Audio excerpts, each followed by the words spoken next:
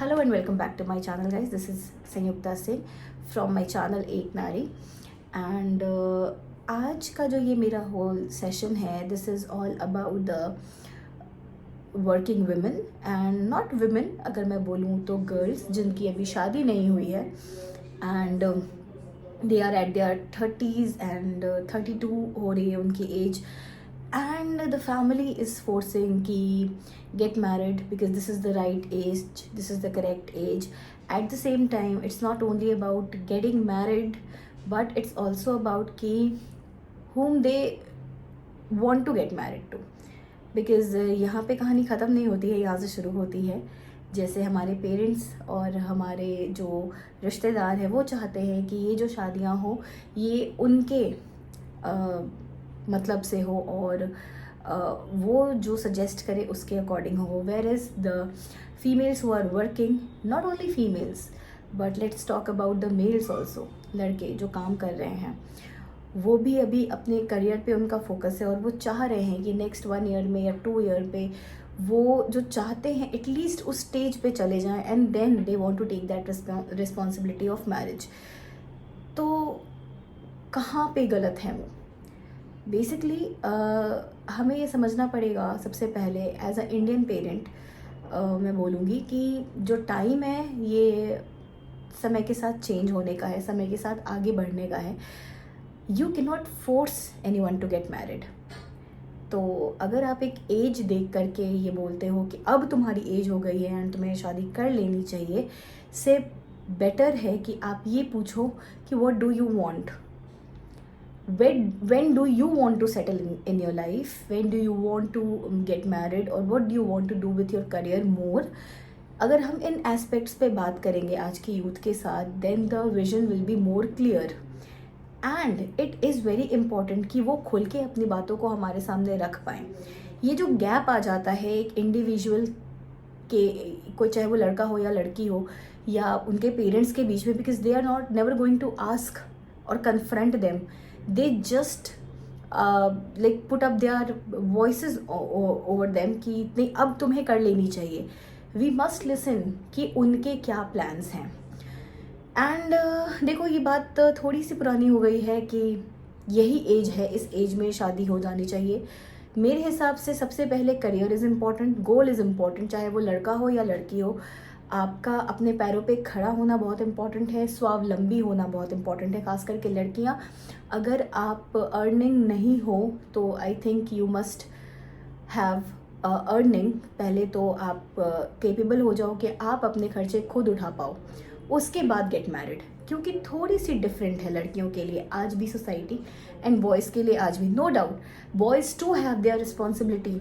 They also take care of their parents as well as the family. जब उनकी शादी होती है, वाइफ, कल को बच्चे होंगे, तो they are going to be very responsible for the same. But at the same time girls need to be responsible to.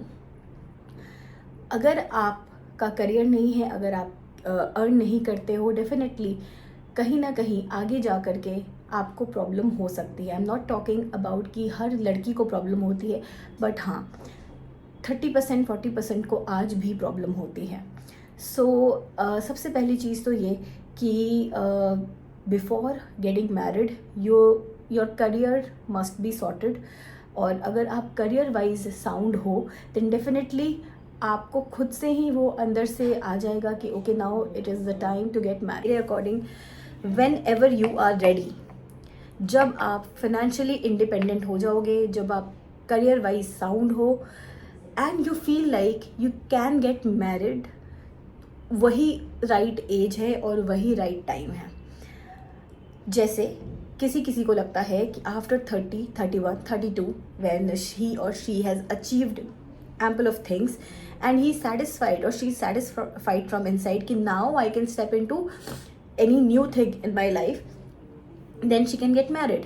I got married when I was 24 and I thought that was my right age to get married. Why?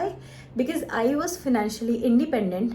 I was at the right stage of my career and then my decision to get married was correct. मैंने शादी की, but after that my career didn't stop. I was working and now I am an entrepreneur.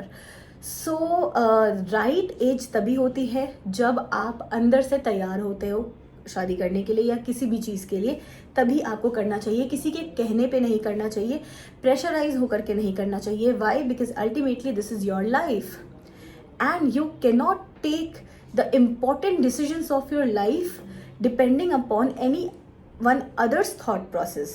आप किसी के दबाव में आकर के ये डिसीजंस अपने लाइफ के नहीं ले सकते हो। You have to remember this. ये डिसीजंस आपके होंगे क्योंकि ये लाइफ आपकी है, ये आप अपने आप को आंसरेबल होंगे। सो दैट्स वाई आपको हमेशा सोचना चाहिए कि आपको क्या करना है, आपको कैसे करना है। Plan out your things. आप किसी और के थॉट प्रोसेस से या उनके डिसीजंस को अपने लाइफ पे अगर थोप करके आगे बढ़ते हो या अपने डिसीजंस उनके वजह से लेते हो, डेफिनेटली आप आगे जाकर के रिग्रेट करोगे और बहुत सारे लोग रिग्रेट करते हैं। What do you think the people who are their 60s 70s और 50s और मिड 40s, हर कोई क्या खुश है? No, they are at their compromising state. Just because कि उनको यही बचपन से बताया गया है कि नहीं, तुम्हें निभाना है, तुम्हें करना है, इंस्पाइट कि वो अपने लाइफ में खुश नहीं है, फिर भी वो उस लाइफ को निभा रहे हैं because of the sake of their kids, because of the sake of the society, and they are living in unhappiness. Now since we are educated, see they were also educated, but क्या है ना कि ये pressure होता है society का, हर कोई वो हिम्मत नहीं कर पाता कि उस चीज़ से निकल पाए या फिर अपने डिसीजंस ले पाए। बट हम तो हर कुछ देख रहे हैं अपने आसपास, हमें पता है क्या हो रहा है, उसके अकॉर्डिंग ही आपको डिसाइड करना है कि आप कितने रेडी हो। बट अगर आप फाइनेंशियली इंडिपेंडेंट हो, खास करके लड़कियाँ, अगर आप फाइनेंशियली इंडिपेंडेंट हो, you can definitely take your decisions accordingly. So if you're a boy और इफ़ यूर अ गर्ल, अगर आप 30 अबव हो, 32 अबव हो, तो ये सोच के बिल्कुल भी शादी मत करना कि आपको कोई फोर्स कर रहा है, because this is going to be your life and you have to handle all the responsibilities. So अपने डिसीजंस को बहुत वाइजली लें, बहुत आराम से सोचें, उसके बाद आगे बढ़े, बिकॉज अल्टीमेटली शादियाँ जो है या कोई रिलेशनशिप जो है, that is a huge responsibility. So yes, that's it from this video. In the upcoming sessions, I would be talking about more topics जिसके बारे में बहुत कम लोग बात करते हैं. So till then, take care, share and subscribe.